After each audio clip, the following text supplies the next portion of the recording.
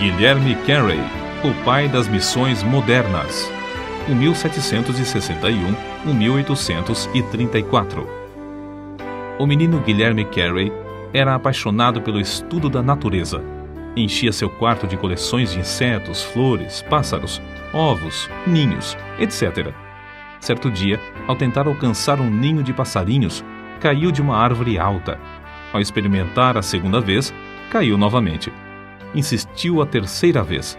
Caiu e quebrou uma perna. Algumas semanas depois, antes de a perna sarar, Guilherme entrou em casa com um ninho na mão. "Subiste a árvore novamente?"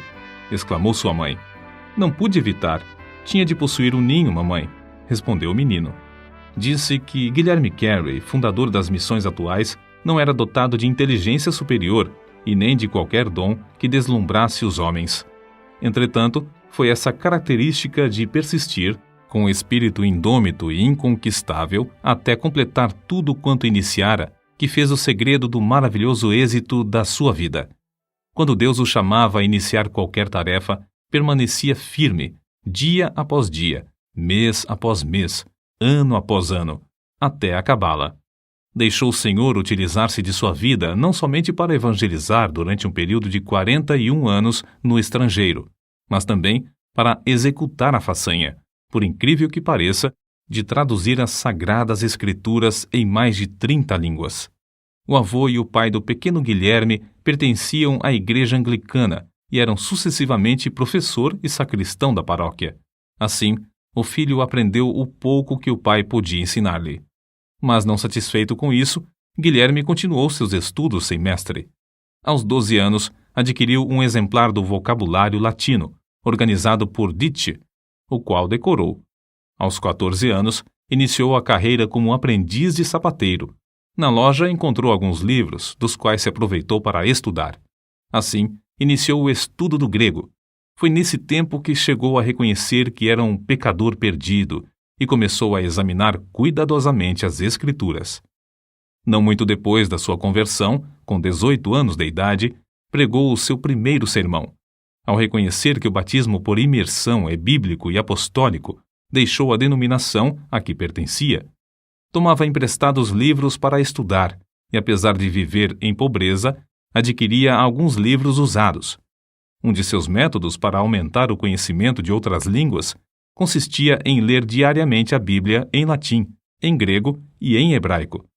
Com a idade de 20 anos, casou-se. Os membros da igreja onde pregava, entretanto, eram pobres, e Carey teve de continuar seu ofício de sapateiro para ganhar o pão cotidiano.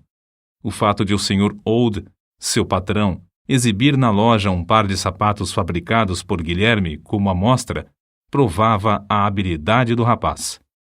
Foi durante o tempo em que ensinava geografia em Malton que Carey leu o livro As Viagens do Capitão Cook, oportunidade em que Deus falou à sua alma acerca do estado abjeto dos pagãos sem o Evangelho. Na sua tenda de sapateiro, afixou na parede um grande mapa mundi, que ele mesmo desenhara cuidadosamente. Incluíra nesse mapa todos os dizeres disponíveis, o número exato da população, a flora e a fauna, as características dos habitantes, etc., de todos os países. Enquanto consertava sapatos, levantava os olhos de vez em quando para o mapa e meditava sobre as condições dos vários povos e a maneira de os evangelizar. Foi assim que sentiu mais e mais a chamada de Deus para preparar a Bíblia para os muitos milhões de hindus na própria língua deles.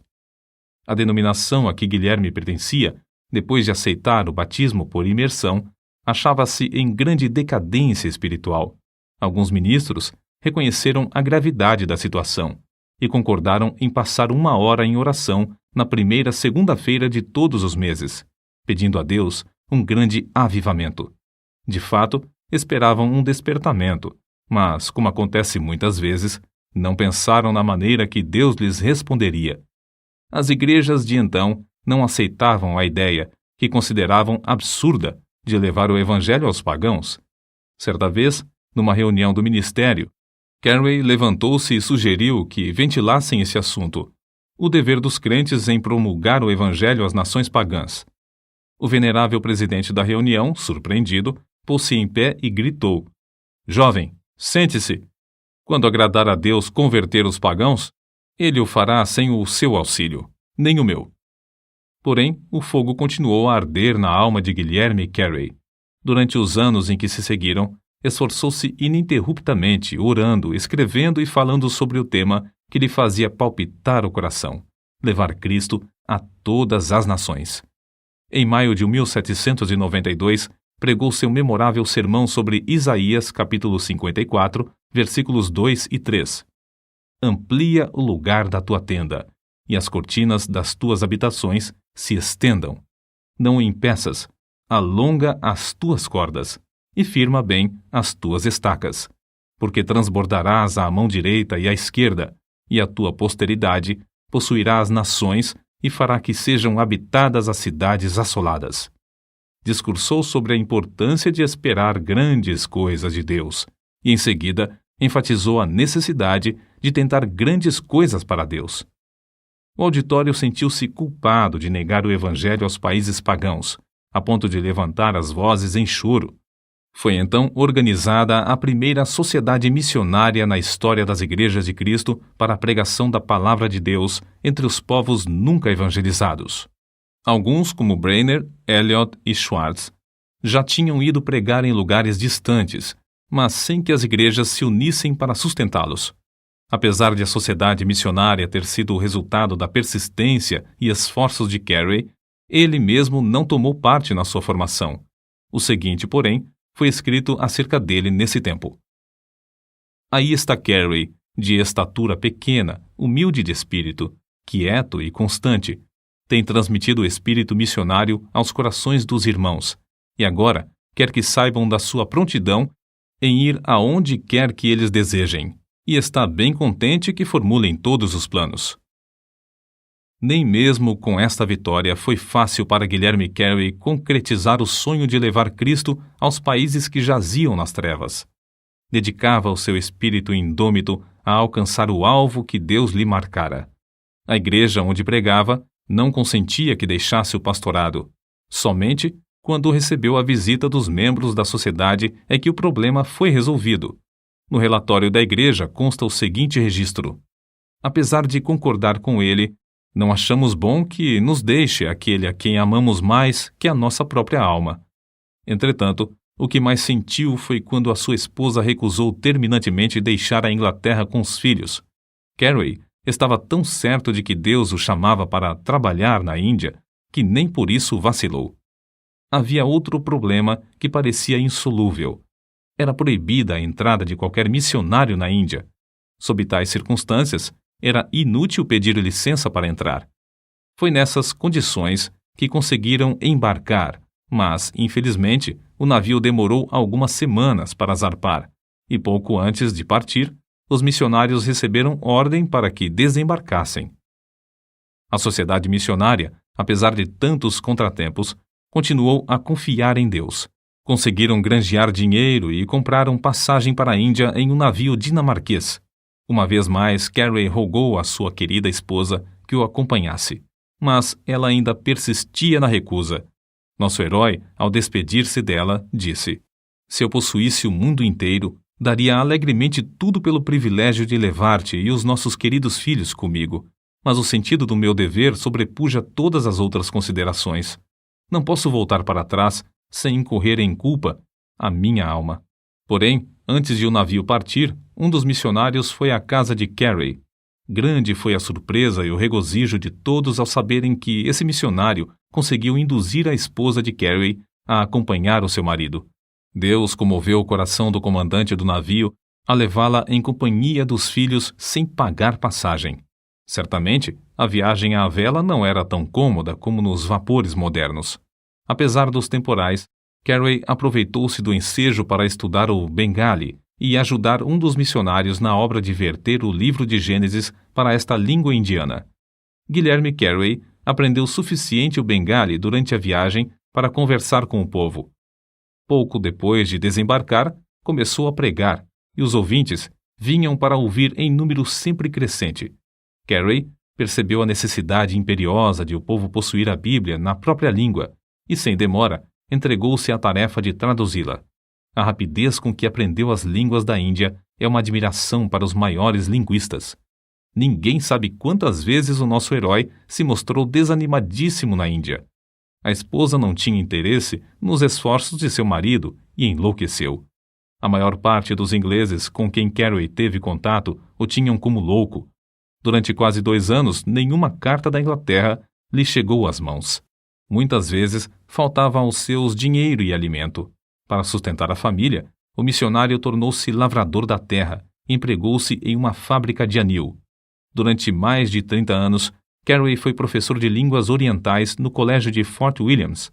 Fundou também o Serampore College, para ensinar os obreiros.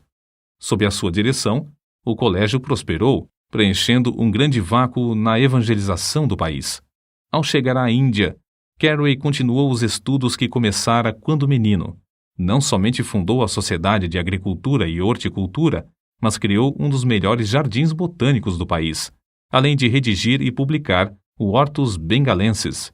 O livro Flora Indica, outra de suas obras, foi considerada obra-prima por muitos anos. Não se deve concluir, contudo, que para Guilherme Carey a horticultura fosse mais do que um passatempo.